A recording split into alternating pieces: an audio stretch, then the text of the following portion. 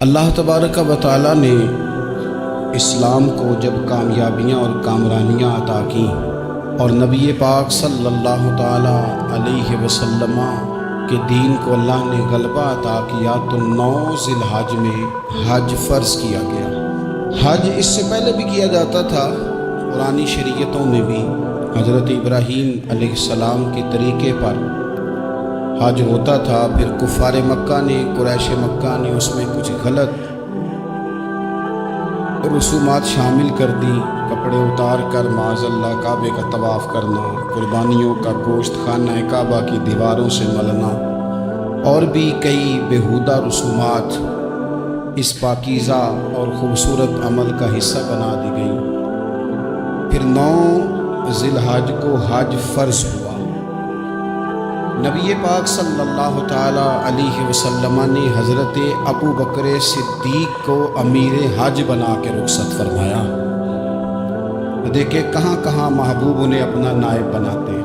اب 9 کو تو حضور نے حضرت ابو بکر صدیق کو امیر حج بنایا اور پھر اعلان فرمایا، جہاں جہاں مسلمان آبادیاں تھیں وہاں اعلان کر دیا گیا کہ آئندہ سال رسول پاک علیہ السلام خود حج کے لیے تشریف لے جائیں گے۔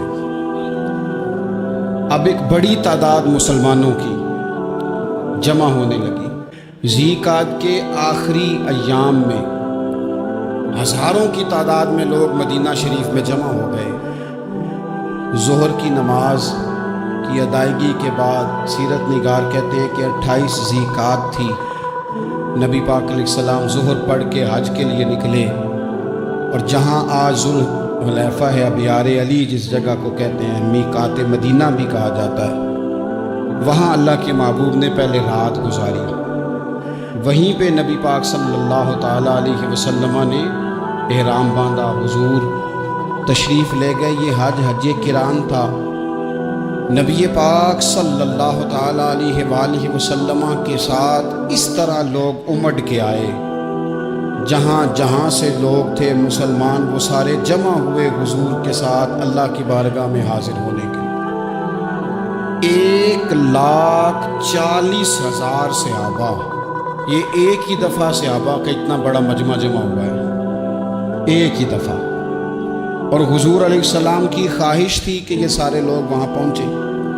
محبوب کریم علیہ السلام 4 ذی الحج کو حضور علیہ السلام نے طواف کیا، صفا مروہ کیا، احرام نہیں کھولا، قربانیاں ساتھ تھیں، چونکہ یہ حج قران تھا۔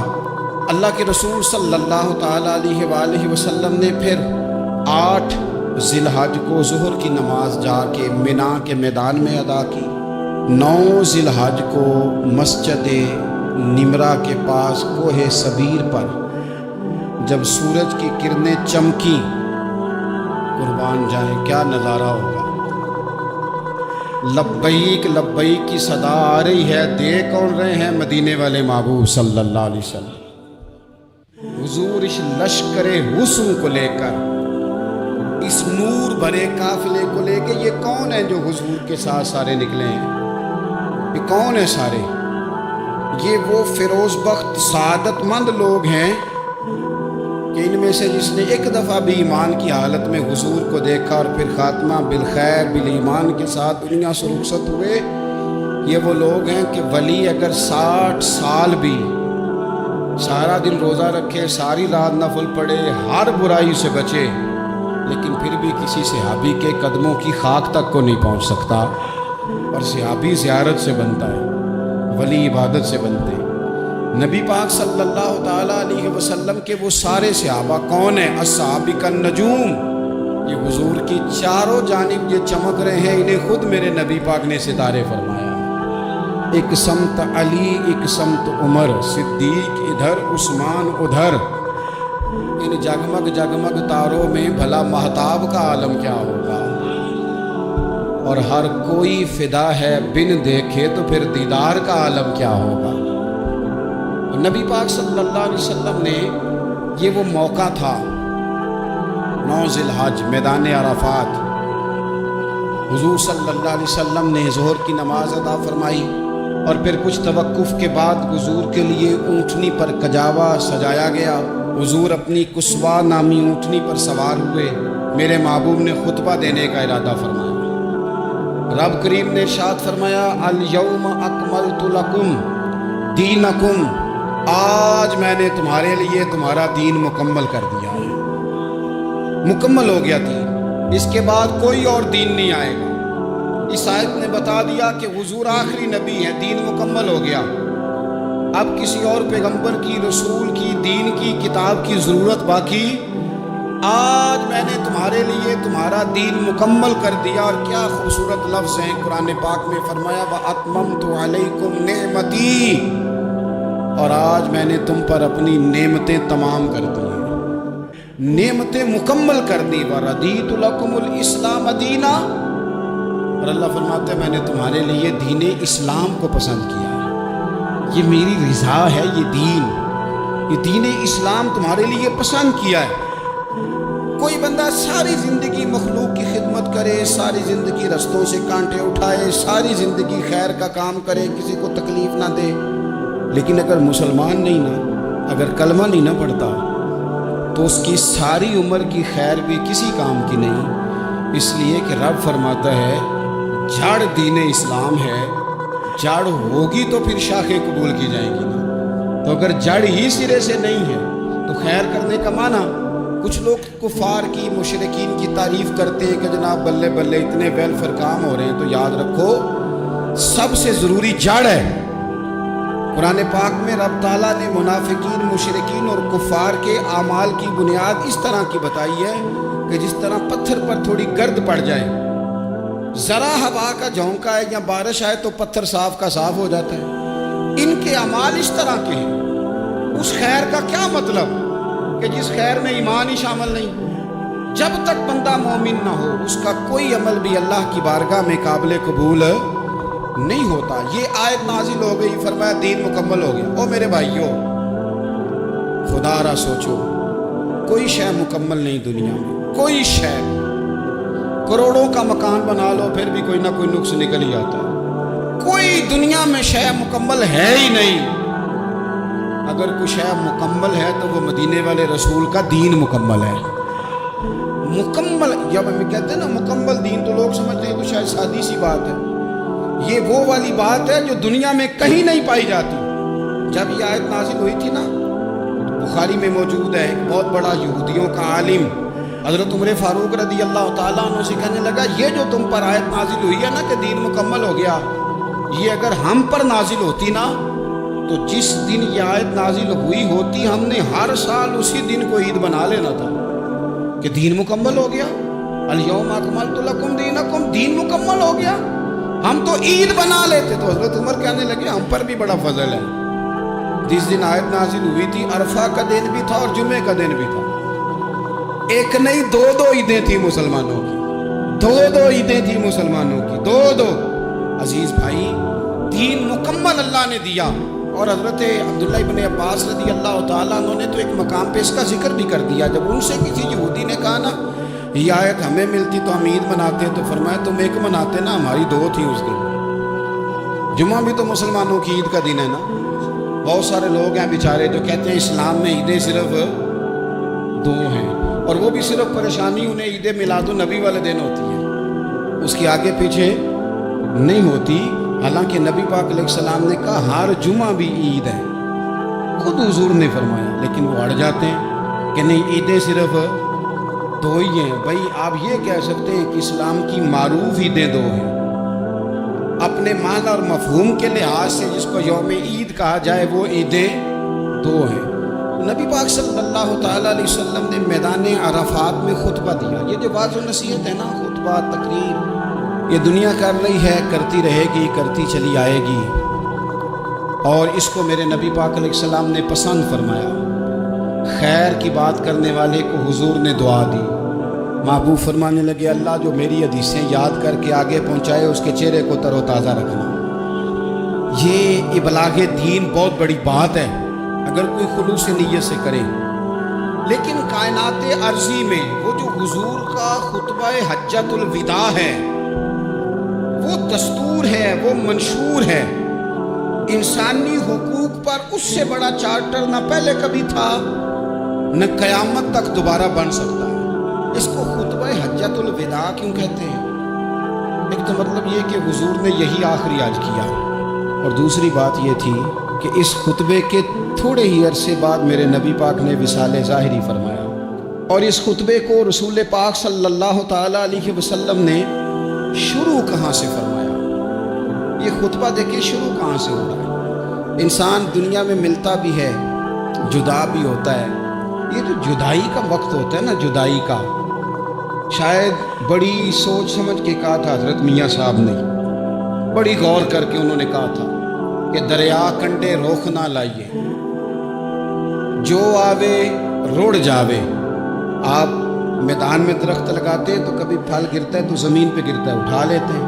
اگر دریا کے کنارے ہو تو وہ تو دریا میں گرے گا اور رڑ جائے گا، چلا گیا، بہہ گیا۔ فرمانے لگے دریا کنڈے روخ نہ لائیے، جو آوے رڑ جاوے، تو پردیسی نال نہ یاری لائیے، وہ دا جدوں دل کرے ٹر جاوے، وہ تو چلا جاتا ہے۔ یہ خطبہ شروع کہاں سے ہو رہا ہے؟ یعنی ابھی آغاز کلام ہے، بات آگے آئے گی، آغاز کلام ہے۔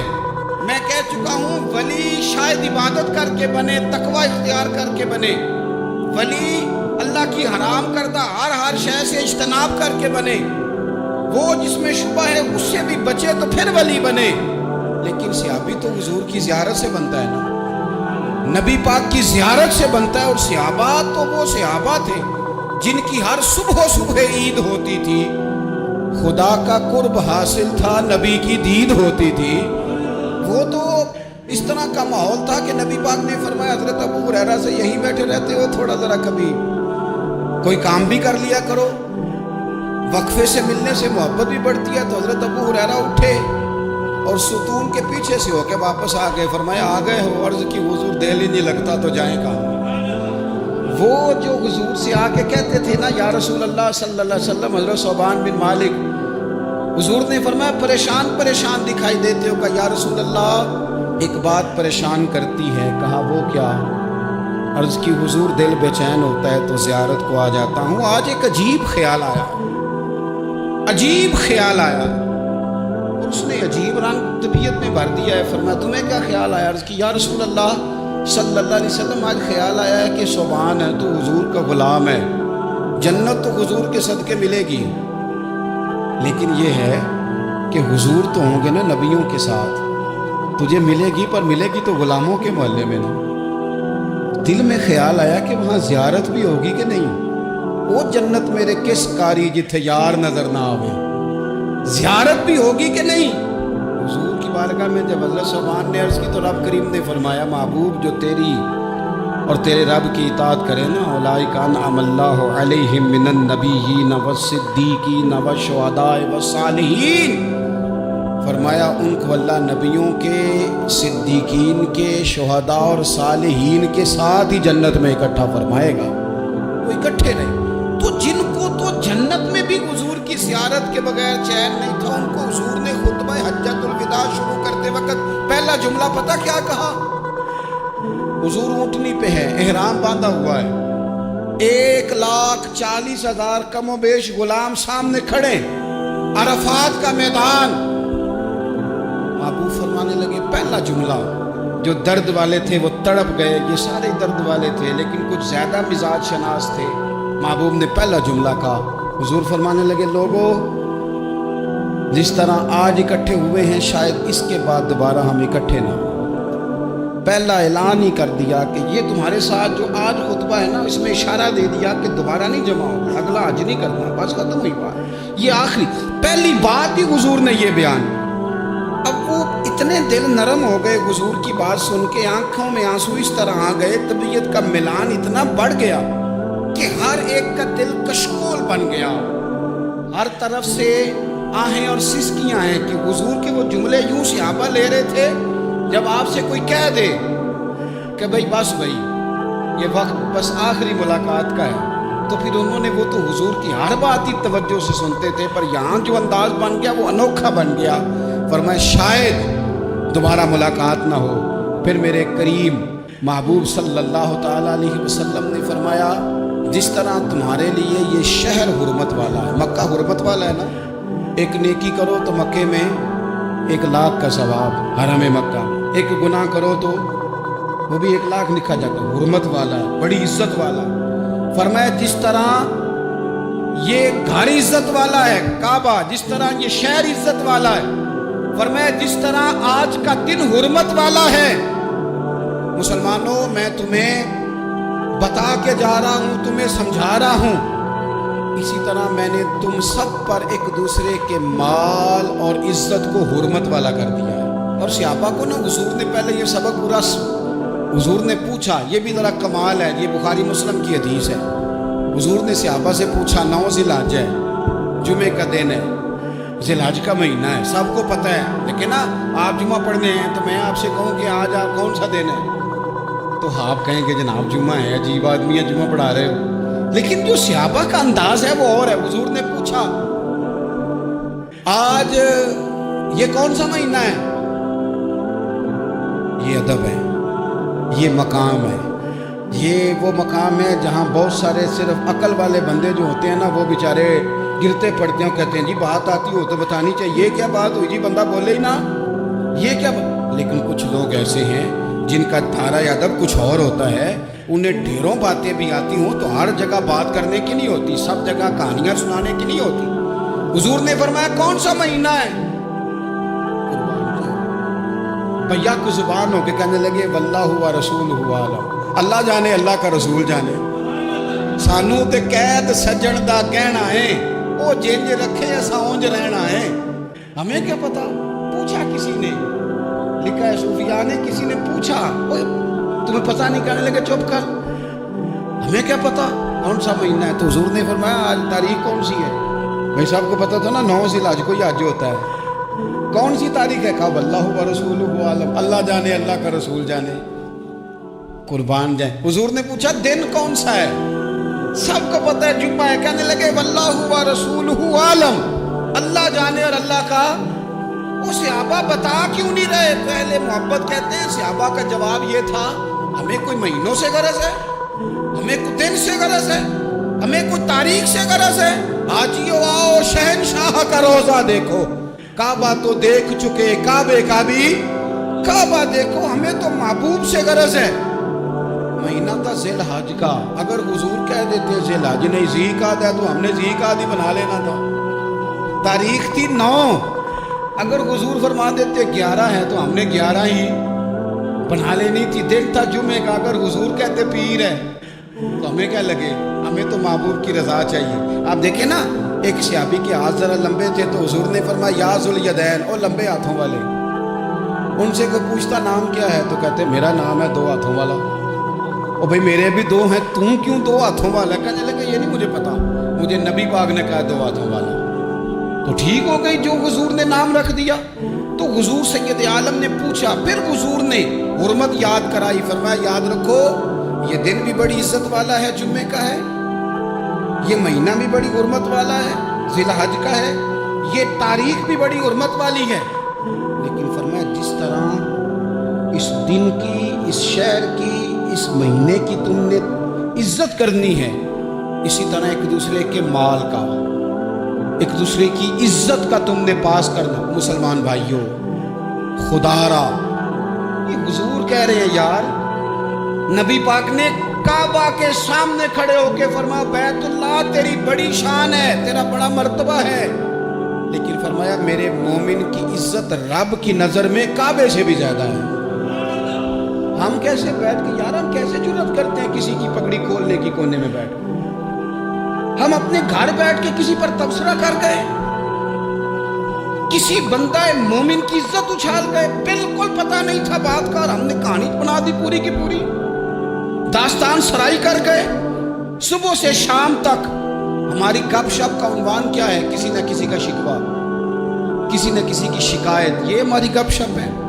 खुदारा हुजूर ने तो खुतबा हज्जतुल विदा में पहला सबक ये दिया था कि मेरे जाने के बाद एक दूसरे की इज्जत करना, और इसी खुतबे में एक जगह पे फरमाया ये ना हो कि मेरे जाने के बाद तुम एक दूसरे की गर्दनें मारने लग जाओ। एक दूसरे की इज्जतों का ख्याल करना, पास करना। मुसलमानों, मेरे अजीज भाइयों, बुजुर्गों, इज्जतों का दिफा शुरू करें। थोड़ी देर के लिए अपनी ज़ुबान لوگوں کے اوپر تبصرہ کرنے سے کنٹرول میں لائیں۔ کچھ چیزیں ایسی، میں مختلف شہروں میں جاتا ہوں، جس شہر میں گئے وہاں لوگوں نے یہ کہا جناب یہاں جو مولانا ہے نا، بعض لوگ یہ باتیں بڑی چسکے لے کے سنتے ہیں، یہاں جو مولانا ہے نا وہ کچھ نہیں کرتے، آپ بڑے اچھے ہیں، یہاں جو پیر صاحب ہیں وہ بڑے گڑبڑ ہیں، آپ بڑے اچھے ہیں۔ تو میں ان سے کہتا ہوں کہ میں اس لیے اچھا ہوں کہ میں تھوڑی دیر کے لیے آیا ہوں، میں نے چلے جانا ہے۔ اور دوسری بات یہ کہ مجھے آپ جتنا مرضی اچھا کہہ لیں، میں نے رخصت ہو جانا ہے 2-3 گھنٹوں کے بعد۔ یہاں جس آدمی کا آپ شکوہ کر رہے ہیں نا، آپ اس کو جنازے کے لیے خبر کریں نہ کریں، اسے پتہ چل گیا نا محلے میں جنازہ ہو گیا، تو اسے کوئی کام بھی ہوا تو اس نے کہنا یار نہیں محلے میں فوتگی ہوگی، میں نے جنازہ پڑھانا ہے، اس نے جانا نہیں۔ تو کمزوریاں تو سب جگہ ہوتی ہیں، لیکن ان کمزوریوں کی وجہ سے آپس میں بغض پیدا کر لیا جائے گا۔ اور پھر کمال بات ہے نا کہ اپنی ساری کمزوریوں سمیت اپنے آپ سے پیار ہے، اپنے آپ سے محبت ہے، دوسرے کی ایک کا پتہ چل جاتا ہمیں گھن آنے لگ جاتی۔ تو حضور نے خطبہ حجت الوداع کے موقع پر یہ بات ارشاد فرمائی۔ دوسرا حضور نے فرمایا لوگوں یاد رکھنا، یہ خطبہ حجت الوداع میں نبی پاک نے فرمایا، یہ حضور خطبہ دے رہے ہیں، اور اس وقت دے رہے ہیں جب حضور صحابہ کو بتا چکے ہیں کہ یہ آخری ملاقات ہے۔ جو دور دراز سے آئے ہیں ان کو بتایا ہے کہ یہ میری تمہاری جو مجلس ہے، جو محفل ہے، جو تم سے بات ہو رہی ہے، یہ آخری ہے۔ محبوب فرمانے لگے لوگوں یاد رکھنا قیامت قائم ہوگی۔ ان جملوں کا حسن ملاحظہ کر لیں۔ فرمایا قیامت قائم ہوگی، تم اپنے رب سے ملاقات کرو گے، اور فرمایا تمہارا رب تم سے تمہارے اعمال کے بارے میں پوچھے گا۔ یہ خطبہ حجت الوداع میں کریم نے فرمایا۔ صبح تم اٹھے، کیا عمل کیا، اللہ پوچھے گا۔ کسی سے ملاقات ہوئی، طرز کیا تھی، سوچ کیا تھی، اللہ پوچھے گا۔ لین دین میں کیا معاملات تھے، تمہارے اعمال کے، اللہ سے ملاقات ہوگی، وہ کھڑا کر کے پوچھے گا۔ اور حدیث میں کئی جگہ پہ حضور نے فرمایا وہ تم سے سوال کرے گا، تمہیں جواب دینا ہے۔ میرے عزیز بھائیوں، تیار رہنا چاہیے، تیار۔ ہم نا منت کرتے ہیں آخری دن ہونا، تنخواہ دار لوگ کہتے ہیں یار یہ آخری ایام چل رہے ہیں، کوئی خرچہ نہ بتاؤ، اس لیے کہ حساب کے متھے لگنا ہے۔ آخری دنوں میں، بجٹ کے دنوں میں لوگ پریشان ہوتے ہیں کہ حساب دینا ہے۔ جب رب سے ملاقات کریں گے اور وہ حساب مانگے گا، کتنا مشکل کام ہے۔ اور ایک مقام پہ حضور نے فرمایا جس سے اللہ نے حساب مانگا وہ تو الجھ گیا، دعا کرو وہ حساب مانگے ہی نہ، بے حساب ہی بخشش فرما دے۔ نبی پاک صلی اللہ تعالیٰ علیہ وآلہ وسلم نے ارشاد فرمایا اسی خطبہ حجت الوداع میں، حضور فرمانے لگے سن لو، میں نے تم تک اللہ تعالیٰ کا پیغام پہنچا دیا ہے۔ اب جس شخص کے پاس امانت رکھی ہو اس پر لازم ہے کہ وہ امانت اس تک پہنچا دے جو اس کا مالک ہے۔ ہم بہت سارے لوگ ایسے ہوتے ہیں ہمارے پاس امانتیں ہوتی ہیں، کچھ بھی نہ ہو تو کچھ لوگوں کے راز کی امانت ہوتی ہے، کچھ بھی نہ ہو تو کچھ لوگوں کی باتیں ہم تک پہنچ جاتی ہیں، وہ راز ہوتا ہے، وہ امانت ہوتی ہے۔ مجلس کی گفتگو بھی امانت ہے، لیکن ہم امانتوں کا خیال نہیں کرتے، خیانت ہو جاتی ہے۔ بہت محتاط ہو کر اپنی زندگی میں امانتوں کا خیال کیا جائے۔ یا ایھا الذین آمنوا لا تخونوا اللہ والرسول وتخونوا اماناتکم وانتم تعلمون۔ اللہ فرماتے ہیں ایمان والو، نہ رب سے خیانت کرنا، نہ رب کے رسول سے خیانت کرنا، نہ آپس میں ایک دوسرے سے خیانت کرنا، جانتے بوجھتے ہوئے یہ کام نہ کرنا۔ وانتم تعلمون، جانتے ہو، تمہیں پتہ ہے۔ کبھی بھی بددیانتی کا مظاہرہ نہ کریں اپنی زندگی میں، کبھی بھی۔ اور یہ بھی یاد رکھ لیں، بچوں کو کیا پتا کہ ہمارا ابا حلال لا رہا ہے کہ حرام لا رہا ہے، آپ لا رہے ہیں نا، تو وہ تو بیچارے بھولے پن میں کھا رہے ہیں، تو حساب آپ نے دینا ہے۔ جنہ لی تو پاپ کمائے ہن کتھے نہیں ہو تیرے کر دے، بلا نا۔ بچوں کا تو یہ معاملہ ہے بھائی، اللہ ماشاءاللہ کہ وہ وقت پہ ہی، شادی کے 10-15 دن کے بعد ہی ان کو پیغام مل جاتا ہے کہ اگر ہمارا علیحدہ گھر ہو تو میں مرضی سے سجاؤں، تو میں مرضی سے سنواروں، تو میرا کوئی مطلب اپنا سلسلہ ہو، تو بڑے ٹائم پہ ساری باتیں شروع ہو جاتی ہیں، وہ تو معاملہ ہی بالکل اور ہے۔ تو بالکل کسی بھی امانت میں کبھی بھی خیانت کرنے کی کوشش نہ کریں۔ اور یاد رکھیں مال حرام جہاں آتا ہے وہاں بڑی تباہی آتی ہے، جہاں لوگ بددیانت ہو جاتے ہیں وہاں معاملات بڑے خراب ہو جاتے ہیں۔ اللہ تبارک و تعالیٰ دیانتداری کی توفیق عطا فرمائے۔ حضور نے خطبہ حجت الوداع کے موقع پر فرمایا میں نے آج جاہلیت کے سارے سود ختم کر دیے، نبی پاک میدان عرفات میں کھڑے ہو کے فرمانے لگے جس بندے نے بھی کسی سے پیسے لیے ہیں وہ اصل رقم دے گا، زائد نہیں دے گا۔ حضور کے بڑے قریبی تھے ایک، فرمایا انہوں نے بھی کچھ لوگوں سے پیسے لیے ہوئے، چونکہ وہ سب لوگ کرتے تھے، حرام ہی نہیں تھا۔ فرمایا میں ان کو بھی حکم دیتا ہوں کہ یہ اصل رقم وصول کریں گے، کسی سے ایک پائی بھی زیادہ وصول نہ کریں گے۔ نبی پاک صلی اللہ تعالیٰ علیہ وسلم نے خطبہ حجۃ الوداع میں ایک باریک بات حضور نے بھی، یہ آپ نے ضرور سمجھنی ہے، بالخصوص جو لوگ تھوڑا دین پر عمل کر رہے ہیں، جن کا لبادہ مذہبی ہو گیا، جنہیں لوگ حضرت صاحب، قاری صاحب، علامہ صاحب، مفتی صاحب، حاجی صاحب، بزرگوں کہہ کے بلاتے ہیں، وہ اس پر توجہ کریں۔ میرے نبی پاک صلی اللہ علیہ وسلم نے خطبہ حجۃ الوداع کے موقع پہ ارشاد فرمایا، لوگوں شیطان اب مایوس ہو گیا ہے، وہ تم سے بتوں کی پوجا نہیں کرا سکے گا، ہاں وہ تمہیں چھوٹے چھوٹے گناہوں میں مبتلا کرے گا، وہ تم سے چھوٹے چھوٹے عیب کرائے گا، تم سمجھو گے یہ تو غلطی کوئی نہیں، فرمایا اس سے بچ کے رہنا۔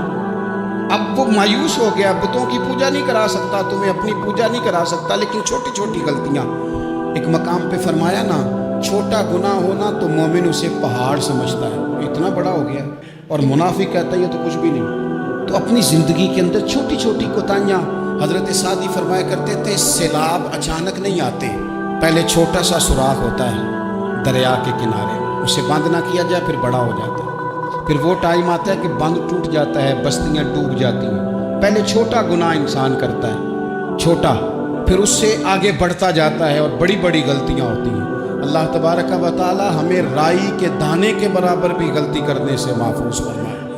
نبی پاک صلی اللہ تعالیٰ علیہ وسلم نے اسی موقع پر ارشاد فرمایا، لوگوں اللہ سے ڈرتے رہنا، اور میں تمہیں عورتوں کے ساتھ بھلائی کی وصیت کرتا ہوں۔ فرمایا رب نے تمہیں اختیار دیا ہے، عورتیں تمہارے سپرد کی ہیں، ان سے اچھا سلوک کرنا۔ فرمایا اگر کبھی کوئی ان پر تمہیں سختی کرنی بھی پڑے تو اتنی کرنا جتنی ان کی غلطی ہو، ان سے درگزر کرنا، ان سے پیار کرنا۔ اسلام نے خاتون کو باقاعدہ حقوق دیے، باقاعدہ۔ صحیح بخاری میں حدیث ہے، یہ جو نوجوان ہیں، مطالعہ کرنے والے، پڑھنے سننے سمجھنے والے، یاد رکھا کریں ان چیزوں کو۔ حضرت بریرہ رضی اللہ تعالیٰ عنہ حضرت عائشہ صدیقہ کی کنیزہ ہیں، حضرت مغیث رضی اللہ تعالیٰ عنہ ایک صحابی ہیں، ان کی وہ اہلیہ ہیں، وہ اپنے خامد سے علیحدگی چاہتی تھی، ان کے خامد بڑی محبت کرتے تھے، علیحدہ ہونا نہیں چاہتے تھے، خاتون رہنا نہیں چاہتی تھی۔ انہوں نے بڑی سفارشیں کرائیں کہ میرا خامد، میری بیوی مجھ سے صلح کر دی، حالانکہ وہ خاتون کنیز ہیں، خادمہ ہیں، بڑے قبیلے سے بظاہر تعلق نہیں۔ بالآخر انہوں نے گزارش کی، سیدہ عائشہ صدیقہ رضی اللہ تعالیٰ عنہ سے کہا کچھ اور ذرائع اختیار کیے۔ حضرت مغیث نے رضی اللہ تعالیٰ عنہ ان کے شوہر نے کہ نبی پاک علیہ السلام کی خدمت میں عرض کریں حضور میری سفارش کریں کہ یہ مجھ سے صلح کر لیں۔ تو نبی پاک علیہ السلام نے حضرت بریرہ رضی اللہ تعالیٰ عنہ جو کنیزہ ہیں، خادمہ ہیں، ان کو بلا کے کہا تمہارا خامد صلح کرنا چاہتا ہے۔ یہاں برادری کا بڑا کے کہتا ہے پتر میری بھی نہیں تو گال رکھنی، وہ میرے ککھاں دا بھی نہیں، تو وہ کیا کہہ رہے ہیں آپ؟ اللہ نے اسے حق دیا ہے، اور جسے حق اللہ دے اس کا رسول دے، اس سے کون ہوتا ہے کوئی حق چھیننے والا؟ نبی پاک صلی اللہ علیہ وسلم نے حضرت بریرہ سے کہا تمہارا خامد صلح کرنا چاہتا ہے اور وہ روتا ہے تمہارے لیے، اور اس نے بڑی سفارشیں کی ہیں، تم اس سے صلح کر لو۔ حضرت بریرہ رضی اللہ تعالیٰ عنہ عرض کرنے لگی یا رسول اللہ صلی اللہ علیہ وسلم آپ جو حکم کریں میں حاضر ہوں، ایک بات پوچھ سکتی ہوں؟ ایک گزارش کر لوں، ایک صرف حضور میرا بولیا چولیا معاف کری، ایک بات کر لوں؟ تو کہا کرو۔ عرض کی یا رسول اللہ یہ آپ کا حکم ہے یا مشورہ ہے؟ یہ محبوب کی بات ہے، محبوب کی۔ کوئی بزرگ کیوں جبر کرتا ہے کسی پہ؟ کوئی حضرت شیخ کیوں کہتے ہیں زبردستی عورت کو کہ تو جا؟ نبی پاک صلی اللہ علیہ وسلم نے فرمایا صلح کر لے۔ یا رسول اللہ ایک بات عرض کروں؟ کرو۔ حضور حکم ہے کہ مشورہ ہے؟ نبی پاک نے فرمایا نہیں مشورہ ہے، تم عاقلہ ہو، بالغہ ہو، اسلام تمہیں با اختیار کرتا ہے، چاہو تو رہو، چاہو تو خلا لے لو۔ عرض کرنے لگی حضور اگر مشورہ ہے تو پھر میں مغیث سے صلح نہیں کرنا چاہتی۔ میرے محبوب نے فرمایا تو جس حال میں راضی ہے میں بھی راضی ہوں۔ ٹھیک ہو گئی بات، ختم ہو گئی، حضور نے کوئی زور نہیں۔